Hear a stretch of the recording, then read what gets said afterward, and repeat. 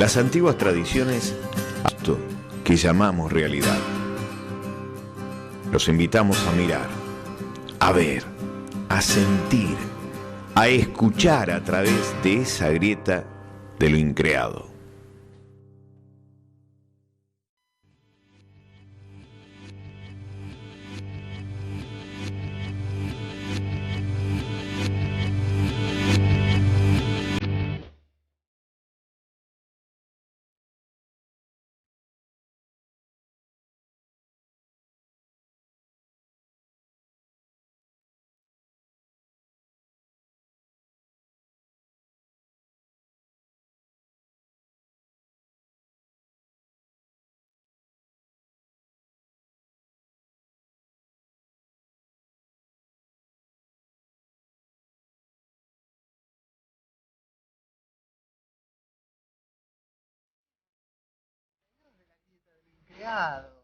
¿Cómo está, don Viegas? ¿Qué le pasa a Chinaski? Sí.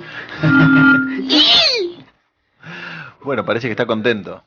Sí. Alegre, estoy contento. feliz. A disonancia del tema que suena, que es de la banda Tristeza, una banda que me gusta mucho, que ya no está más. Qué triste. Qué triste. Venimos contentos. Seguimos contentos. ¿Usted cómo está? Bien, ¿qué hizo en la semana? Nada. ¿Usted? Corrigiendo exámenes. ¿Y aprobó alguno o como siempre? Todos aprueban. ¿Aprueban todos con usted? Sí. Tiene fama de profe jodido, No, me han no, dicho. no. No queremos trabajar mucho, así que aprobamos a todos para no tener que después estar en los recuperatorios, los reincorporatorios. Sépanlo, alumnos universitarios.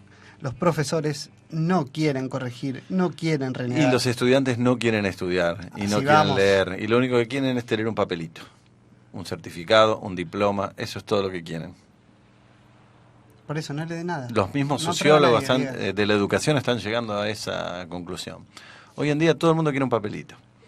Después, de los contenidos, poco importa. O cómo se logre ese papelito, tampoco importa. Me saca la alegría, Viegas. Así es, con sí, esos sí. comentarios.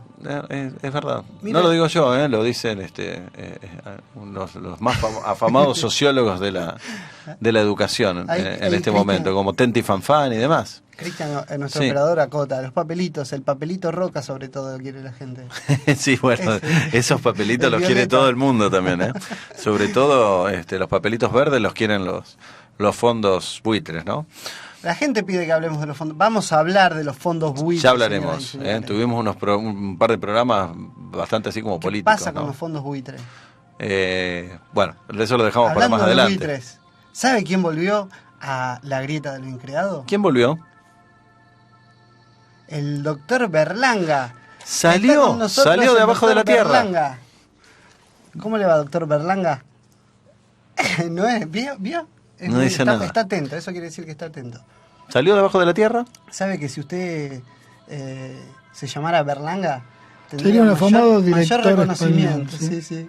Pero no me llamo así, así que salúdame como corresponde. ¿Cómo le va, doctor Néstor Fabián Berlanda? Mi Sí, amigo sí, ¿qué y tal? ¿Cómo les va a compañero de todos? ruta? ¿Cómo les va a todos? Bien, bien.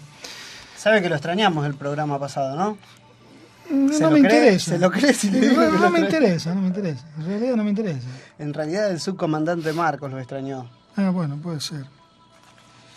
Y allí anduvimos. Estuvo, de verdad, que estuvo ahí abajo de las En realidad estuve. cavernas que dicen que conducen No, en realidad estuve por a todos los Andes. En realidad estuve por todas las cavernas y los túneles que tiene el inconsciente y el inconsciente colectivo. estaba por Eso es túneles. otra cosa. Metiéndome en esas profundidades y esas cavernas que quizás son mucho más misteriosas y mucho más trascendentes que los túneles que puede haber debajo de la tierra. Ujú. Bien. En la grieta del inconsciente, porque en la grieta del inconsciente nos lleva a otro tipo de inconsciente, Volvió. que sería el inconsciente del cual vamos a empezar a hablar hoy. Perfecto. Bien. ¿Usted se da cuenta, Viegas, que volvió la poesía a la grieta de lo increado? Y De sí. la mano del doctor Sí, hacía falta, hacía falta. Si no, se estaba volviendo muy dicharachero ya también el programa. O demasiado serio. A 2 segundos de Una de dos. convertirnos en intrusos en el espectáculo. Claro. Bueno, hoy vamos a ser un poco intrusos, pero no en el espectáculo, sino un poco intrusos husmeando la biografía, digamos, y los chimentos en cuanto a la vida de uno de los pensadores más influyentes del siglo XX, ¿no? En el campo de la psicología, pero no solamente de la psicología, sino también de la psiquiatría, el análisis de los símbolos, los mitos y demás. Nos referimos a un señor suizo que se llamó Carl Gustav Jung o Carlos Gustavo Jung. Usted sabe que siempre cuando nosotros hemos hablado de chamanismo, hemos hablado de las distintas formas de entrar en distintos estados no ordinarios de conciencia, a través de distintos métodos, desde el uso ritual de enteógenos, bailes, aislamiento sensorial y demás. Carl Gustav Jung fue un psiconauta con el sentido etimológico verdadero de la palabra, es decir, un navegador de la psiquis, porque de todo esto que nosotros venimos hablando en todos estos programas, Jung tenía la particularidad, a partir de una técnica que él mismo había inventado y que también surgió a partir de una crisis vital que tuvo, que es adentrarse en lo más profundo de su inconsciente, en las imágenes más profundas que podían producir, al igual que cualquier experiencia con enteógenos, al igual que cualquier experiencia de aislamiento sensorial, porque verdaderamente entraba en estados no ordinarios de conciencia a partir de buscarlos y provocarlos. De hecho, el comienzo de su biografía arranca con una frase que es: mi vida es una historia de la autorrealización del inconsciente. Jung fue un personaje que realmente estuvo en algún momento, de hecho vamos a ver algunas cuestiones que él mismo decía. Él pensó en algún momento de que tenía una psicosis, o trató de dominar a las imágenes y las voces que de pronto le venían, las imágenes, las visiones, pero pudo poder entrar y salir y entrar en dialogismos mentales, como de hecho lo hacen aquellos que entran en estados no ordinarios de conciencia, con distintos personajes mitológicos, con distintos personajes que aparecieron y que fueron creados por su mente, y donde podía entrar en un diálogo donde él mismo dice en muchos de sus escritos que no eran cosas propias de él, sino que verdaderamente eran cosas del inconsciente colectivo, de una instancia superior de su mente. Pero es muy interesante profundizar en la vida de Jung y en el trabajo de Jung, y como usted decía, vamos a contar algunas anécdotas que realmente son sumamente interesantes. Me gustaría dar algunos datos biográficos antes de que usted continúe con ese desarrollo, muy interesante. Después tengo varias preguntas también para hacerle, porque ustedes son los psiquiatras del grupo, y tengo varias preguntas en torno a esto, por ejemplo, que usted acaba de decir recién, y que el profesor Jung escuchaba voces, ¿no? Cosa que supongo la psiquiatría clásica catalogaría diagnosticaría como propio de un psicótico o un esquizofrénico, cosas que todos los días se ven en los hospitales psiquiátricos, ¿no? Entonces, pero esta pregunta después la dejamos para más adelante. Jung, algunos datos biográficos básicos: nació en 1875, como para ponernos, digamos, cronológicamente en tiempo, en un pueblecito, Kessville, en Suiza, un pueblecito junto al lago Constanza. Justamente va a formar parte del seno de una familia de ascendencia alemana y de tradición religiosa, ¿no? Esto no es casual, digamos, cuál fue el rumbo que tomaron sus investigaciones. Su padre era pastor luterano dentro de la Iglesia Reformada Suiza, y sus padres pertenecieron a dos importantes familias de la Basilea del siglo XIX. El abuelo era un médico, que fue incluso rector de la Universidad de Basilea, pero también era gran maestre de los francmasones suizos. Y el abuelo materno, de apellido Preisberg, fue arcipreste de la iglesia de Basilea. El romanticismo estaba continuamente presente en su hogar desde niño, con todas estas narraciones y historias de apariciones de espectros y demás fenómenos parapsicológicos que después vamos a a comentar. El padre de Jung, que se llamaba Paul Achilles, abandonó su carrera de filólogo en lenguas semíticas para ejercer como clérigo también en una iglesia reformada suiza, ¿no? Y su madre, de apellido por supuesto también Preisberg, se caracterizó por tener una personalidad marcadamente disociativa, dicen algunos autores, que determinó enormemente el rasgo intuitivo en Jung. Tuvo 2 hermanos, uno falleció al poco tiempo de nacer y con 9 años de diferencia nació su única hermana, que también moriría tempranamente en 1935, ¿no? Otra cosa interesante de su niñez es que era muy introvertido, muy solitario, como se dice que muchos chamanes son, ¿no es cierto?, muy solitarios, introvertidos, aunque luego cuando empiezan los estudios universitarios, por el contrario, abandona, digamos, esa cuestión tan solitaria. Le voy a comentar 2 cosas. En la palabra del propio Jung. El padre, como usted bien dijo, era un pastor protestante, pero él siempre recordó con desagrado las discusiones que sostenían a menudo sobre temas religiosos y en las cuales siempre salía él descontento. ¿Sabe lo que decía Jung de esto? ¿Qué decía? Toda una serie de indicios me convencían de que lo que mi padre sentía eran dudas de su fe, y me parecía inconcebible que no sintiera la experiencia de Dios, la más evidente de todas. Fíjense aquí cómo aparece un primer concepto que nosotros lo venimos hablando en todo este programa, que tiene que ver con la idea de la religiosidad o la idea de Dios con la experiencia de experimentar la divinidad, claro, o experimentar la deidad.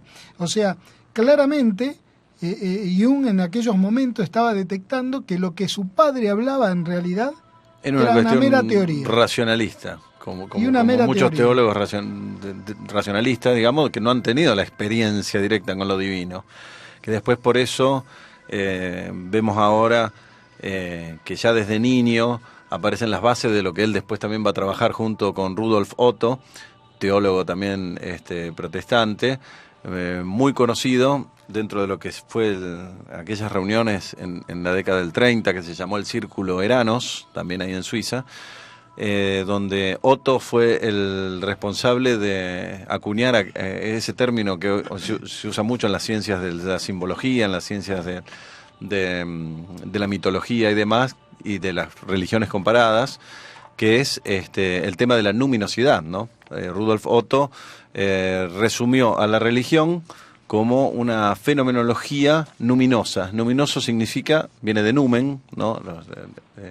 Las antiguas deidades, y significa lo misterioso, ¿no? Que puede ser una experiencia no sensorial, digamos, y no racional, por supuesto, que puede ser tanto terrorífica como fascinante, o ambas cosas a la vez.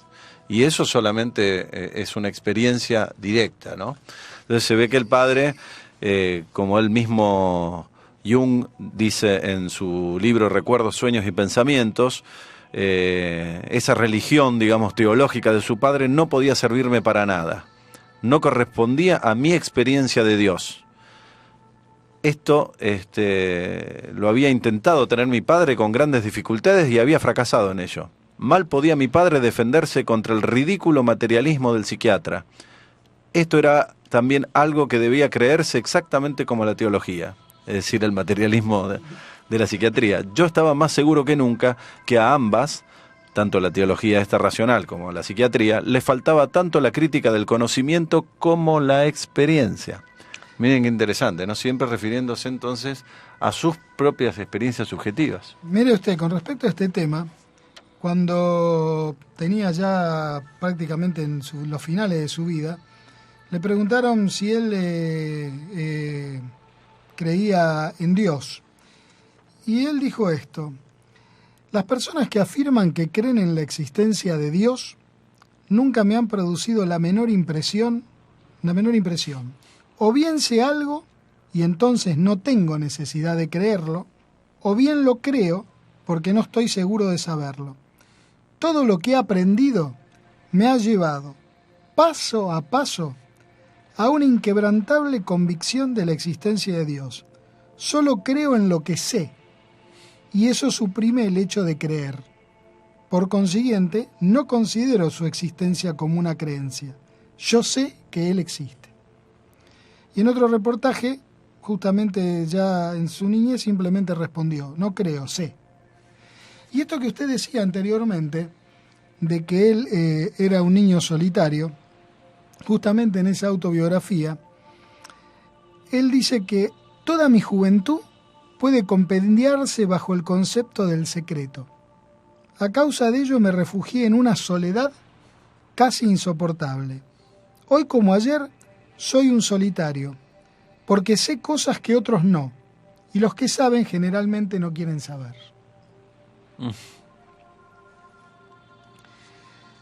Y esto de la experiencia, no hay mucha diferencia con respecto a lo que justamente venimos hablando. La única diferencia es que él hizo toda su experimentación a partir de una autoexperimentación. Y cuando uno empieza a leer el trabajo de Jung, y cuando uno empieza a meterse, por ejemplo, en lo que es el libro rojo, que es ya vamos a hablar, algo comentamos en algunos de los programas, uno se da cuenta de que no hay diferencia en lo que uno pueda haber vivido con experiencias con enteógenos, donde aparece claramente marcado el tema del dialogismo mental, claramente aparece marcado todas las visiones. De hecho, en este libro rojo que ya vamos a ver qué era, hay muchas imágenes de serpientes, hay muchas imágenes de mandalas como símbolo de la completud, de la deidad, y es muy, muy, muy interesante verlo a Ian verdaderamente como un experimentador de la psiquis, pero a partir de no usar nada salvo meterse y animarse. No había respiración holotrópica, no había enteógeno, no había baile, había una crisis vital que tuvo, quizás una predisposición, quizás hasta podríamos decir que esta predisposición en otra cultura podríamos decir que era un chamán, o era una persona con características chamánicas, porque se permitía poder viajar a estos otros mundos y poder traer información.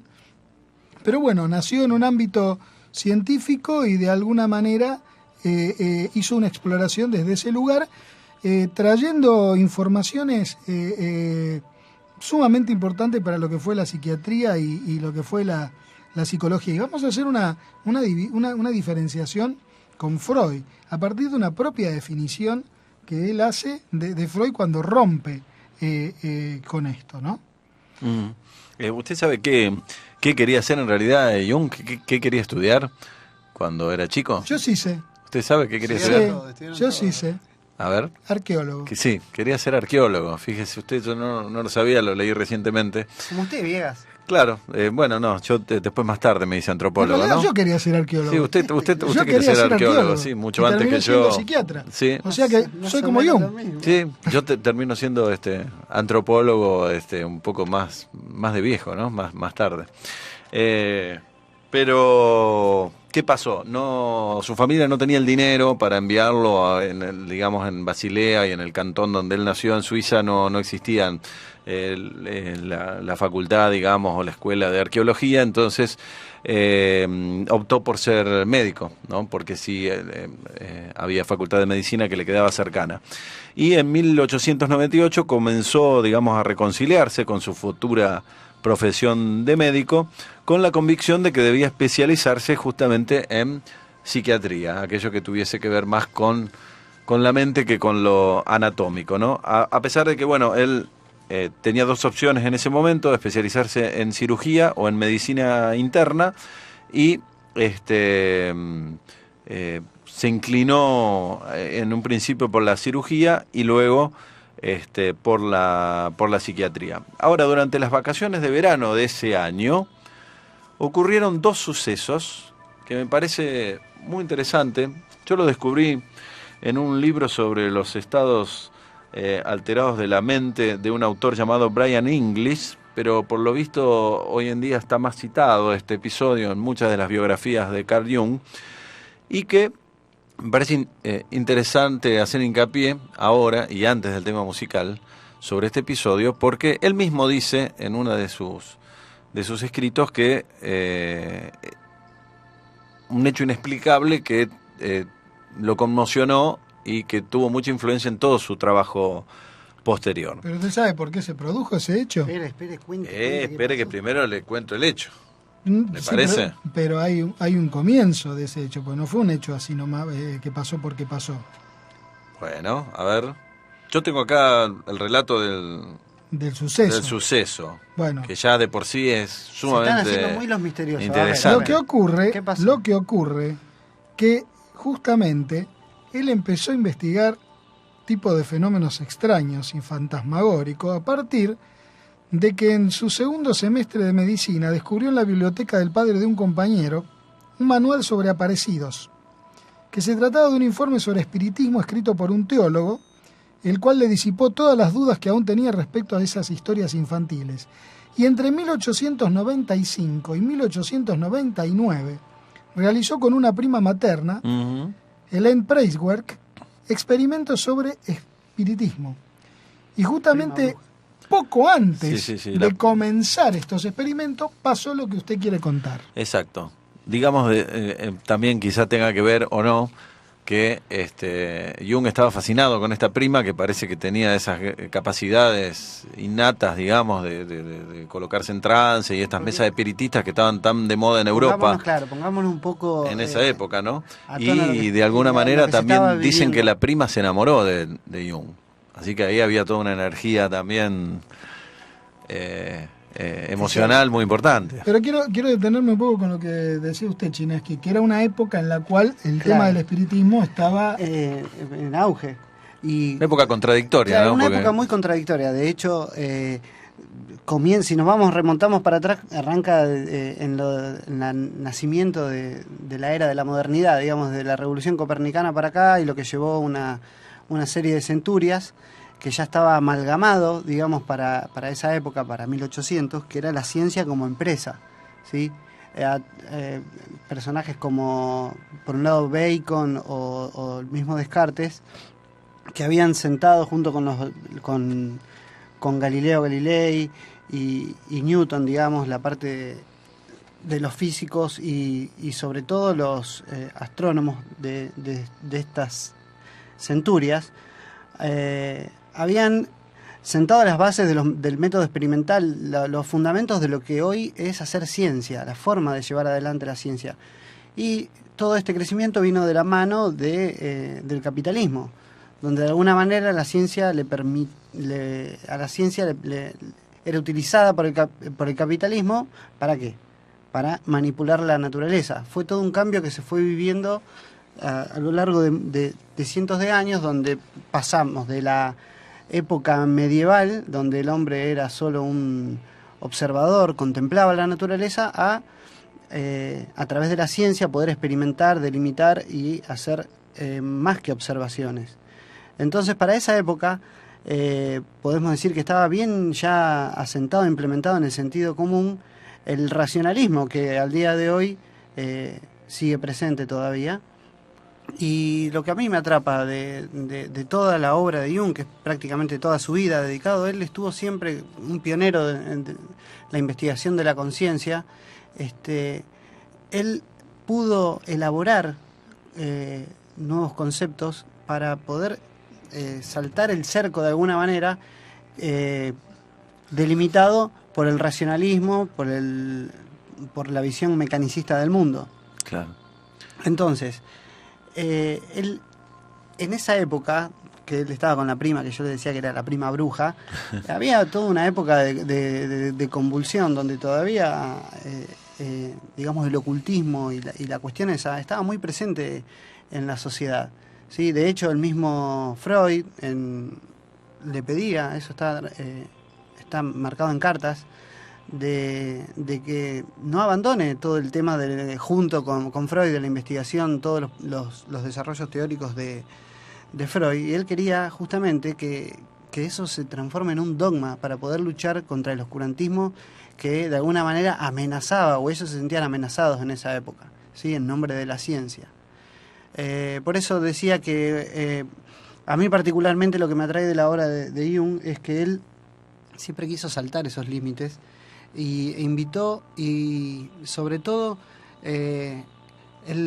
creo que el valor que más llevaba adelante era el de la libertad del hombre, la libertad de poder explorar y explorarse, y justamente invitar de alguna manera a conocernos y a reconocernos esa parte oscura que, por decirlo, mucha gente o la misma sociedad y cultura tiende a negar esa parte oscura que todos tenemos.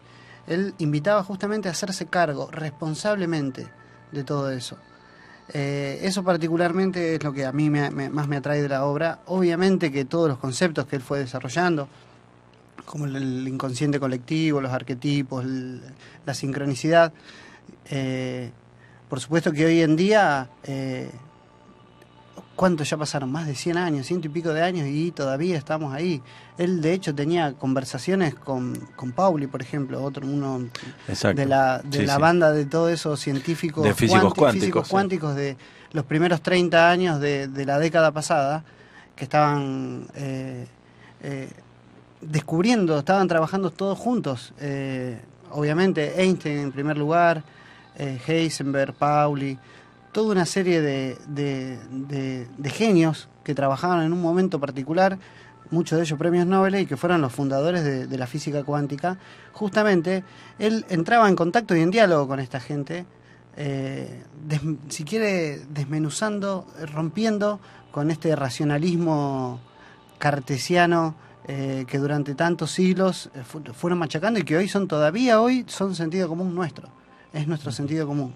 Yo, antes de pasar a este al relato, sí. relato de este hecho, usted decía que sentía admiración por la obra de Jung. Yo encontré un párrafo de él que seguramente le llamará la atención, porque es un tema que muchas veces lo hemos charlado, no aquí en La Grieta, sino en charlas Off the record, como dicen en la off the tele. record, en cuanto a nuestra profesión. Para Jung la psicoterapia era tan individual como individuos sabían. Él solía decir: necesitamos diferentes lenguajes para cada paciente. En un análisis pueden escucharme hablando en dialecto adleriano y en otro freudiano. El punto crucial es que yo confronte al paciente como un ser humano a otro. El análisis es un diálogo que necesita de dos: analista y paciente, encarándose y mirándose a los ojos.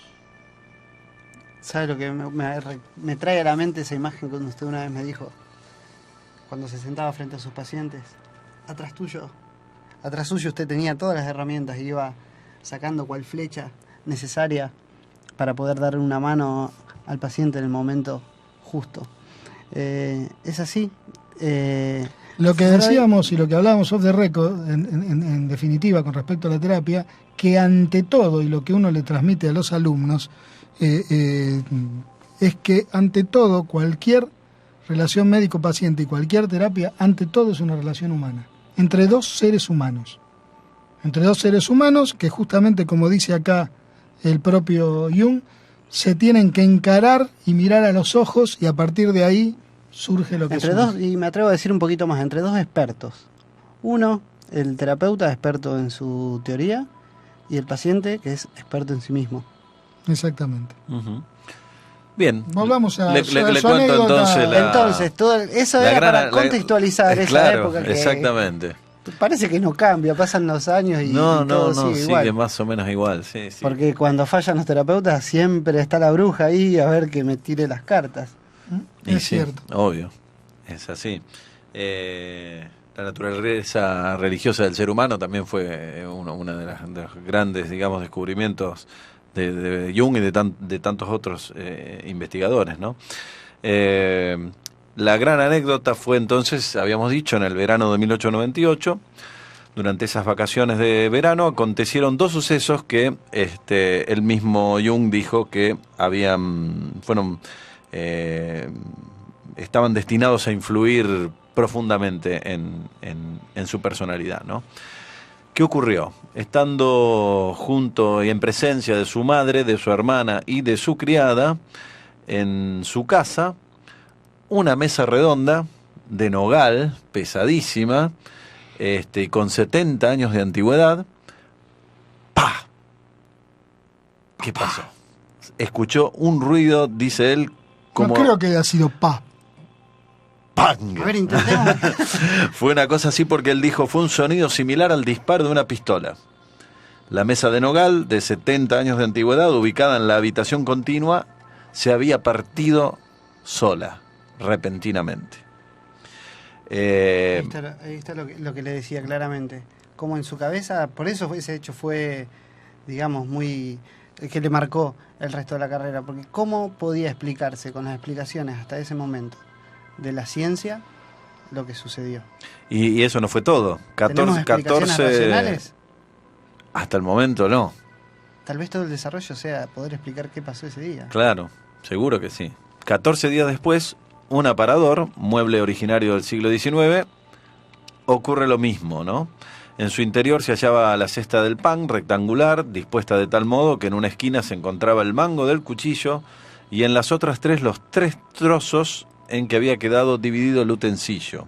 Es decir, un cuchillo de pan se partió en varias partes, ¿no? Estas explosiones inexplicables, de tipo, hoy diríamos poltergeist, lo impulsaron a comprender que sus anteriores creencias materialistas necesitaban ser descartadas, haciendo así posible para él alcanzar un punto de vista psicológico, ¿no? Algunas semanas más tarde se enteró de estos amigos que realizaban las sesiones de movimientos de mesa, espiritistas, digamos, que estaban muy de moda en toda Europa, y se le ocurrió que podía llevar a cabo él mismo una investigación de ese tipo, ¿no? Y en 1900 presentó sus comprobaciones en la disertación inaugural que realizó al recibir su diploma de médico, la cual habría de convertirse en su primer trabajo publicado, en 1902. ¿Y sabe cómo se llamaba esa tesis doctoral? Acerca de la psicología y patología de los llamados fenómenos ocultos. Se lo digo en alemán.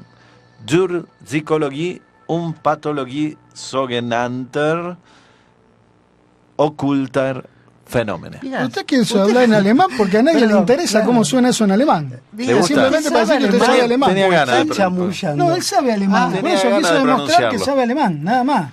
A nadie le interesa cómo suena en alemán eso. Eins, twice, no sé nada de alemán, vieja. Suben, strugen, bajan. Claro, yo lo único que sé de alemán es lo que cuando miraba Telematch cuando era chiquito. Sí, qué lindo, de fondo, Telematch, video, sí. ¿se acuerda? Sí. Eso es lo único que aprendí a contar hasta 10 en alemán gracias a Telematch.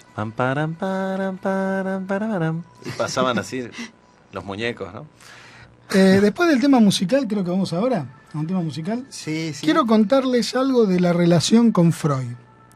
Porque no solamente marca un hito fundamental en la vida de Jung, sino que a mi criterio marca claramente 2 personalidades y marca claramente también una personalidad de Freud que lamentablemente a mi criterio se fue trasladando de año en año, de siglo en siglo, que la retoma Lacan y que la toman hoy muchos psicoanalistas, y que marca las claras, digamos, justamente desde dónde se partió, desde dónde partió el psicoanálisis con su fundador o con la forma de ser de su fundador, y dónde parte la teoría junguiana con la forma de ser de su fundador. ¿Vamos al tema? Vamos a ir a un tema que hacía mucho que tenía ganas de pasarlo y lo vamos a pasar hoy. Se lo voy a dedicar con mucho amor y cariño a Celestita Chinaski, que está enferma. Así pobrecita. Le mandamos un beso, entonces. Como mucha gente, para todos los que están enfermos, les vamos a dedicar con todo corazón este temazo. Creo que es mi favorito de Radiohead, del disco de Benz, ya viejito, y se llama Black Star. Podés comunicarte con nosotros escribiendo a lagrieta@gmx.com, por Facebook en La Grieta de lo Increado y también vía Twitter @loincreado.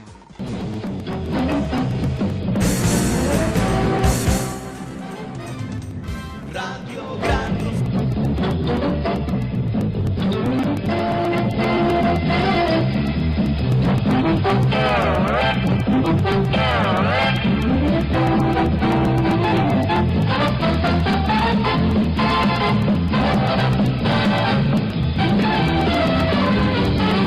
Vos también lo veías a Telematch.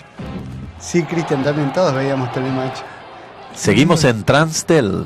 Radio Gran Rosario. Transtel. Estamos hablando de el encuentro que fue fundamental para Jung después de estudiar medicina, de decidirse a estudiar psiquiatría, empezar a trabajar con Bleuler. Bleuler fue el que dio el término esquizofrenia a lo que en aquel entonces se llamaba demencia precoz. Y de hecho, justamente, Jung, trabajando sobre la psicosis, hizo 2 monografías. La primera se llamó Psicología de la demencia precoz y la segunda, Los contenidos de la psicosis. Fueron publicadas en 1906 y en 1908. Justamente esta primer monografía, que era Psicología de la demencia precoz, se la envía a Freud, le envía una copia. Freud queda bastante interesado, de hecho le devuelve el libro agradeciéndoselo y con algunas críticas a su trabajo. Y en 1907 Jung fue a Viena invitado por Freud, y fíjese qué interesante. ¿Qué pasó en ese Pasó primer lo mismo encuentro? que pasó con José Guardiola y Marcelo Bielsa. Bueno, ¿Por qué? ¿cómo llegamos a esta conclusión? Llegamos a esta conclusión porque José Guardiola, cuando lo vino a conocer a Marcelo Bielsa, estuvieron 13 horas hablando de fútbol. Y Jung, Eran dos y locos de Freud, fútbol. y Jung y Freud estuvieron 13 horas hablando en ese primer encuentro, ininterrumpidamente.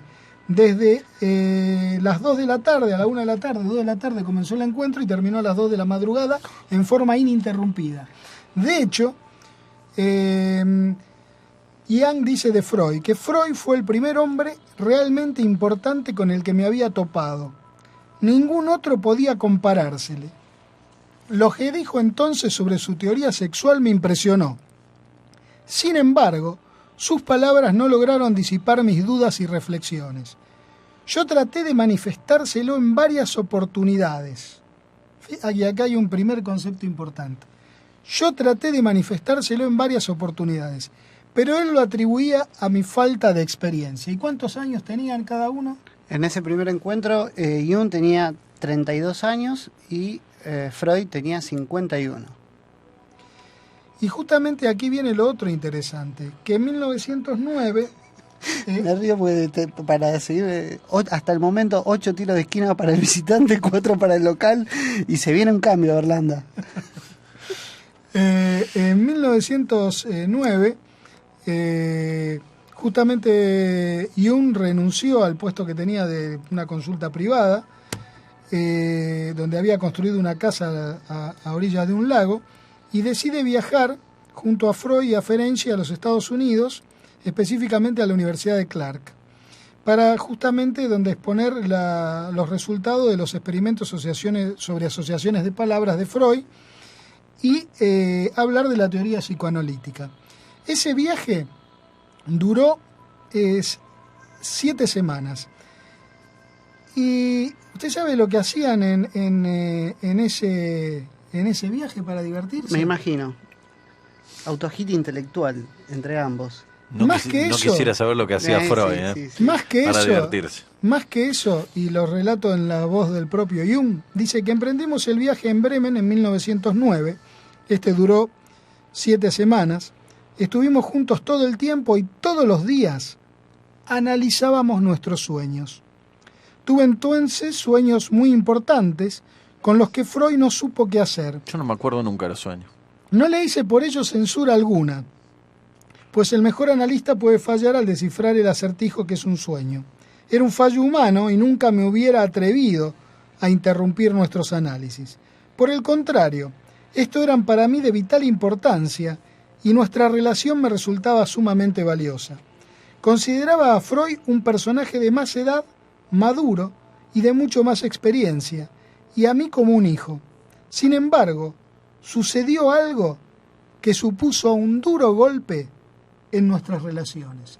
Y aquí viene lo que a mi criterio marca claramente la personalidad de Freud, lo que produce de hecho un primer quiebre en Jung y a posteriori, cuando Jung después escribe otro libro, ahí se produce el quiebre de parte de Freud.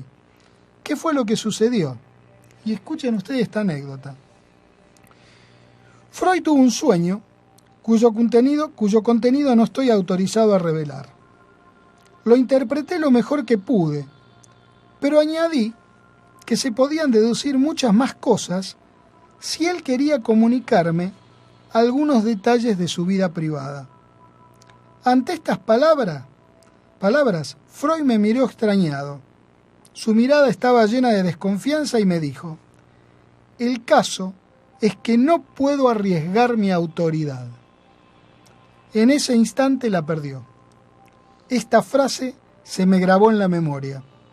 En ella estaba escrito el final de nuestra relación. Freud colocaba la autoridad personal por encima de la verdad. ¿Quiere que le lea algo? Un comentario que acaba de llegar a la grieta. Hay ya varios que comentaron. Entre ellos vamos a mandar un saludo a el flaco Mariano Rey. Manda un saludo a la Patagonia. Recomienda la película para ver la relación entre Freud y Jung.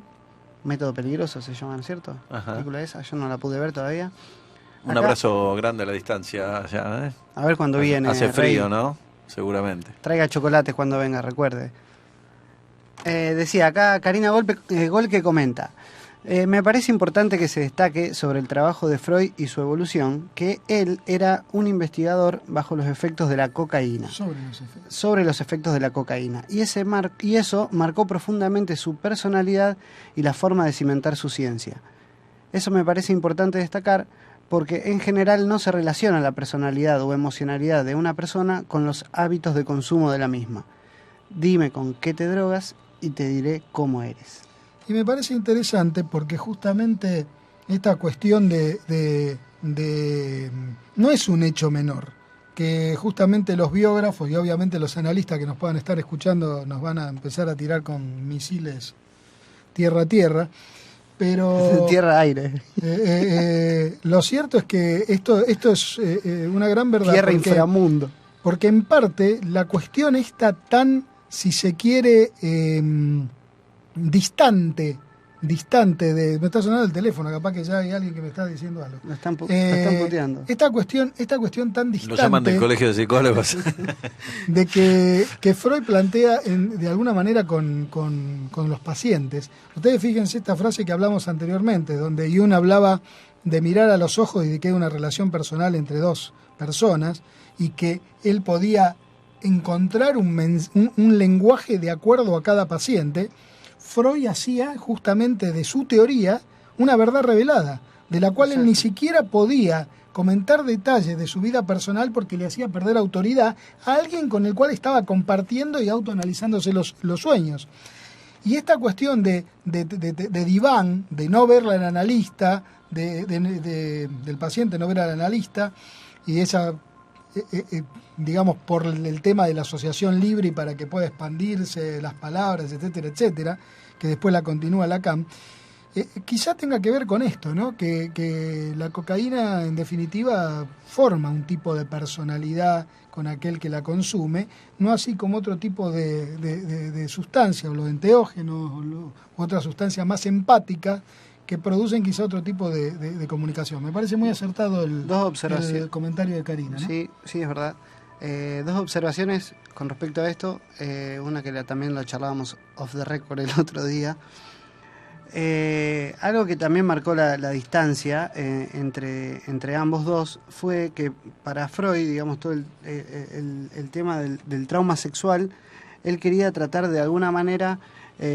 y le pedía, y está marcado en cartas, le pedía a Jung que lograran hacer de esto un dogma para combatir lo que hablamos antes, para combatir el oscurantismo, la brujería, la hechicería y toda esa cuestión.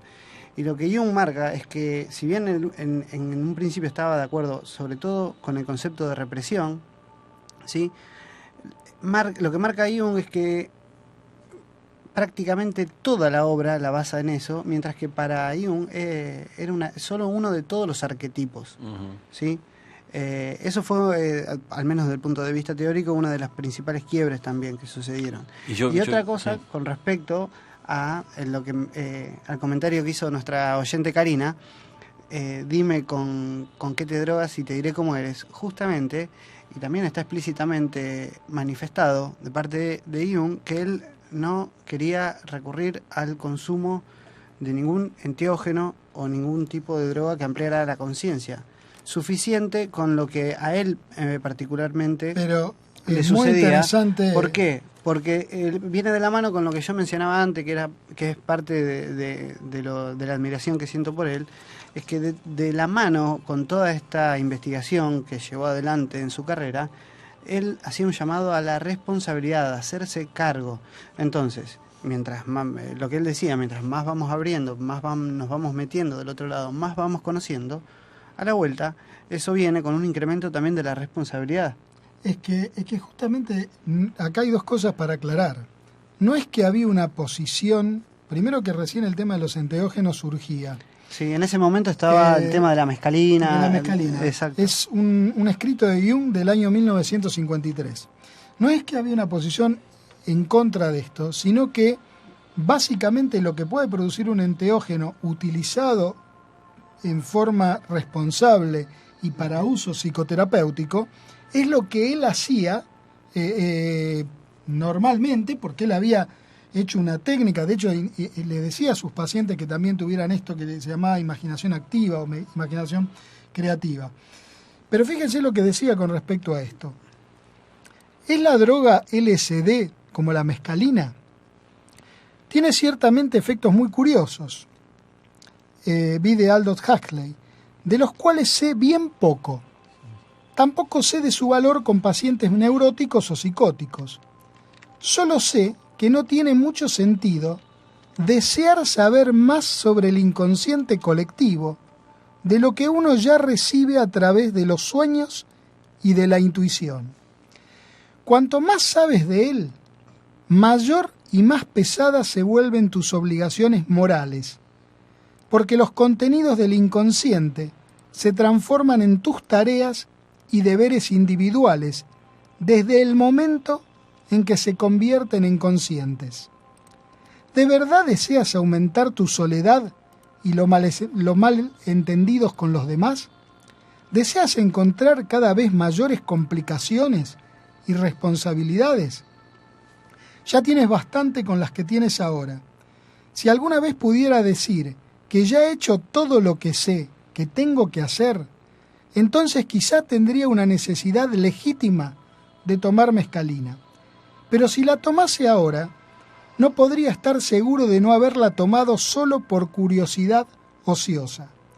Odiaría la idea de haber tocado la esfera desde donde se hacen los colores que pintan el mundo, donde se crea la luz que hace brillar el esplendor de la madrugada, las líneas de todas las formas, el sonido que llena las órbitas, el pensamiento que ilumina la oscuridad del vacío.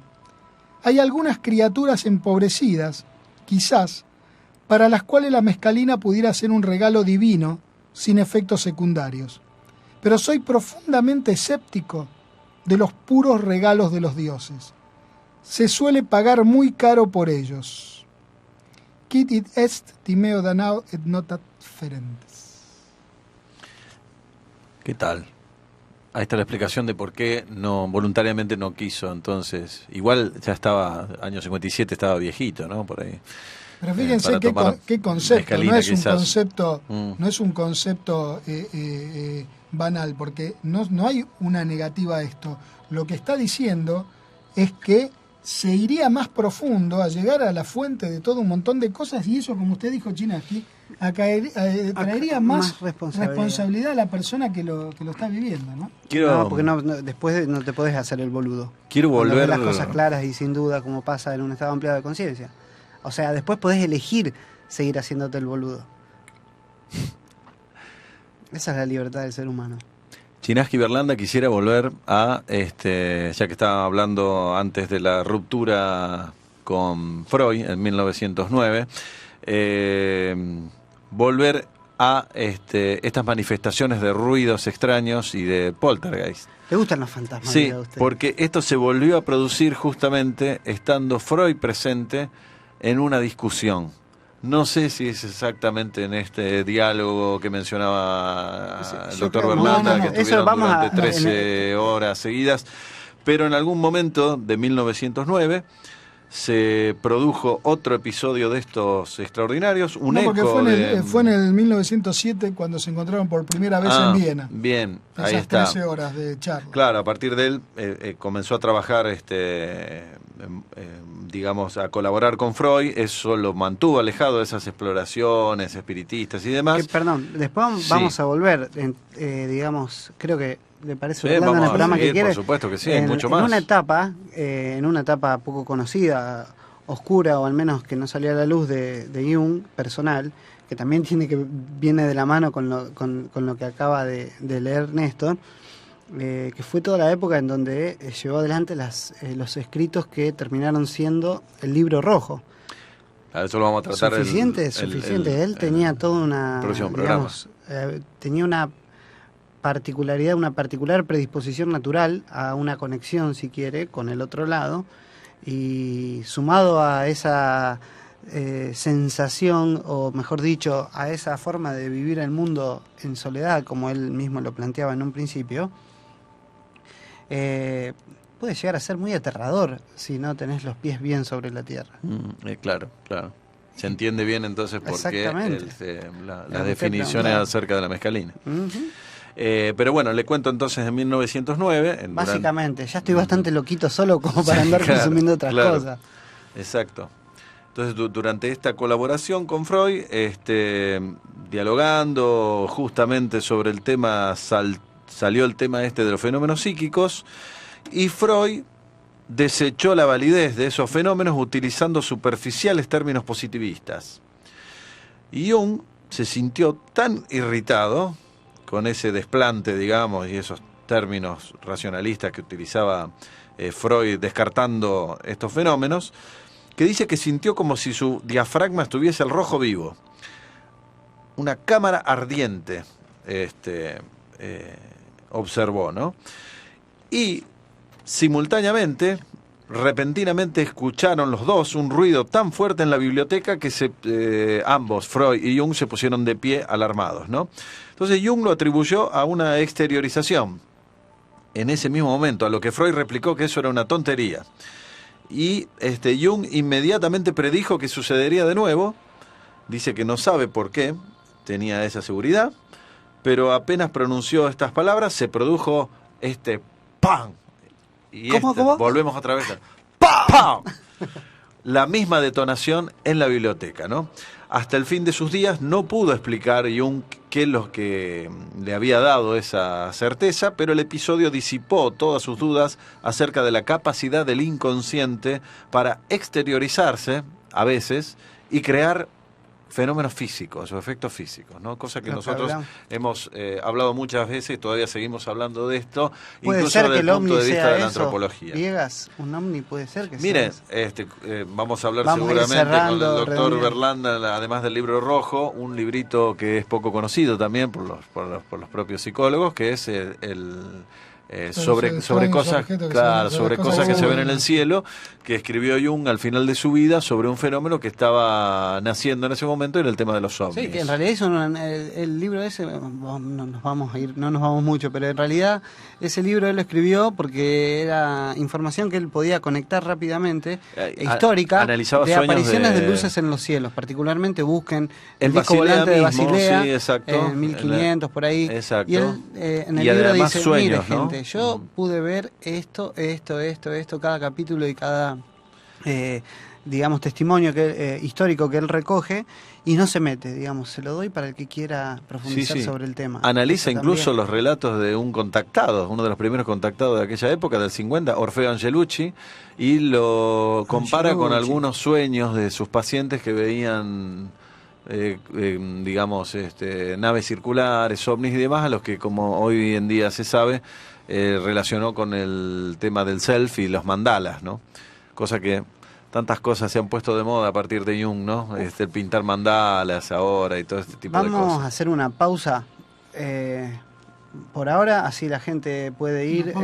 Una pausa así de para una ustedes, semana. 7 días, a lo mejor para alguno que otro son 2 minutos, para otros son 5 minutos, tenés tiempo de ir al baño, prender otro saumerio, que ahora en minutos nomás seguimos hablando en el capítulo 2 de Carlitos Jung. Y Antes de cerrar, quiero mandar saludos a un montón de gente que nos está escuchando en este momento y que han dejado comentarios a lo largo de la semana. Un saludo para Jess Namaste, que viene escribiendo mucho últimamente, te mandamos un saludo. Namaste. Namaste. Alejandro Hugo, que está siempre. Un abrazo, Alejandro. ¿Cómo está Kim Jong-il? Esta es la pregunta para código para Alejandro. Es el fetiche de Alejandro Hugo, es Kim Jong-il, el presidente de Corea del Norte. Bueno, Alejandra Ocampo, Christian Weber, El Mono de Metal, El Manifiesto Cambá, un montón de gente ahí hoy. Paola, Ra, Souvenir Porcelana, no sé quién será, Muy un bien. saludo. A Sabri de Alessandro, Jennifer López Cano nos está escuchando también. Bien. Bueno, a Sergio, a Celestita, a Luna, a Ali, a Diana también, la esposa del Dr. Rey. Alberto de Chesortu. Alberto de Chesortu, que nos hizo una pregunta muy buena que la vamos a Alberto sobre los fantasmas el que tanto le gustan a Viegas. El programa vamos a programa. tratar de responder a una pregunta muy interesante y muy profunda, acerca Muy bien. de esto de todo más que la suma de las partes y el jugar, digamos, con ciertas cuestiones, ya que estábamos hablando de Jung y sus mesas espiritistas. Bueno, por ahí viene la pregunta de Alberto, ¿no? Si se Bien. está jugando Andrea, con cosas que se escapan de las manos. Bueno, Jung mismo tiene una respuesta ahí cuando habló de la mezcalina, ¿no? Andrea Cancio, Corina Raceto, Natalia Sá, un montón más de gente. Saludo para Ana Corina. Palacios, ¿quién más? Vanessa Bosa, Eric Álvarez, Silvana Prada y un montón de gente. Silvana, hay un montón más mi que lo compañera de la vamos a hacer. primaria. Silvana, un saludo para Silvana. Siempre, un saludo siempre en el recuerdo, un montón siempre de gente. al pie del cañón, ¿eh? Mire, yo quería una cuestión muy personal. Yo quería dedicar este programa, y vuelvo a repetir, es algo netamente personal y una impresión personal. Pero esa impresión personal me lleva a dedicar este programa a esta persona. Trabajando, viendo material sobre Jung, encuentro en la red unos reportajes a Jung que hay donde está hablando, son en blanco y negro y están traducidos. Y Hace poco pasaron uno en Canal Encuentro, de un y psicólogo norteamericano que particularmente- viajó en la década del 50 a Zurich, y le hacen una entrevista que No sé financiado por la Universidad de Harvard. no sé cuál será este reportaje, pero particularmente me hizo recordar la forma de expresarse, pese a que era en inglés, el pelo, algunos pelos de su incipiente pelada voladas. Ya sé a quién le va. Me hizo recordar a un Recordar. gran amigo que es justamente Claro que el doctor Enrique Gentili, Enrique Gentili. que no está ya en este plano y que realmente mientras lo miraba, es más, le mostré la imagen a mi hija y enseguida dijo Enrique. Y realmente también, digamos, alguien de una gran capacidad intelectual y que podía entender todo estos temas. Por eso, Enrique tenía mucho de eso, porque Enrique tenía mucho de su formación, digamos, justo como médico cirujano, pero además su apertura a las medicinas tradicionales, a la acupuntura, y era un filósofo también, ¿no? Vivía leyendo De hecho, textos de filosofía que después Enrique sería el cuarto recortaba. grietista. Enrique estaría acá. Sí, obviamente. de hecho, por algún día supuesto. vamos a leer algunas frases Está de su acá, de libro, hecho. Algo para Pensar, que es el libro. Sí, del publicado por la Universidad Nacional de Rosario, sí. día. Y nos vamos con ¿Quiere- esta frase de Jung, ¿la quiere leer usted? Si no, Usted tiene mejor dicción, pero la voy a leer yo, Fernanda. léela. ¿La va a leer en alemán? No, la voy a leer en español, Bien. catalán. No es posible despertar a la conciencia sin dolor. La gente es capaz de hacer cualquier cosa, por absurda que parezca, para evitar enfrentarse a su propia alma. Nadie se ilumina fantaseando figuras de luz, sino haciendo consciente su oscuridad. Hasta dentro de un rato, 7 días.